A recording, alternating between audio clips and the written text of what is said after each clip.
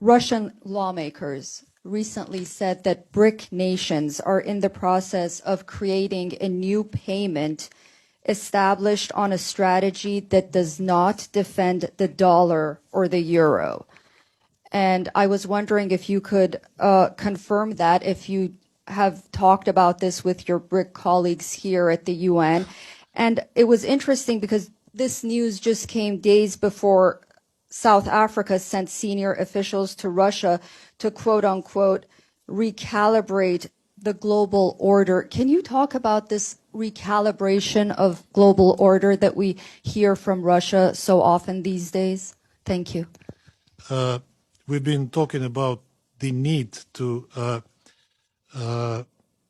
delink us from the dependence on dollar and other foreign Western currencies, long time. And that is not just an issue for Russia, but for many other countries, because we know what happens after EU, US, and some other countries introduced how they call it, health sanctions against Russia. It didn't help them much, but it tells us that they are not reliable. Their financial system is not something that we can rely upon, knowing that they at any time they can switch off or rather swift off the international payment system, that dollar transactions are not reliable anymore. They sanctioned the dollar itself because now the dollar cannot travel to Russia officially. So we have to find ways how to move to a new system of exchanges with countries that are friendly to us, and we need to find.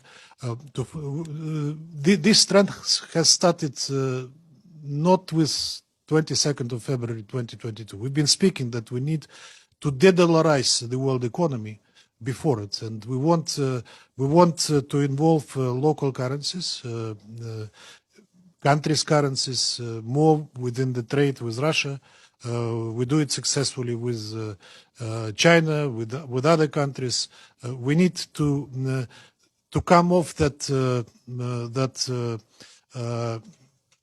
narcotic needle that the dollar represents. South Africa senior officials coming to Moscow to discuss the new configuration of the world order. That dialogue goes a long time already. Now it intensified with the current events, and BRICS, which South Africa is a member of, is an active participant in these discussions.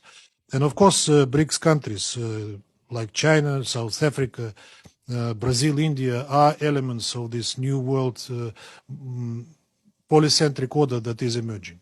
So I see nothing criminal or suspicious in South Africans traveling to Moscow to discuss this issue. We discuss these issues with the BRICS countries and within the Shanghai Cooperation Organization in other formats regularly.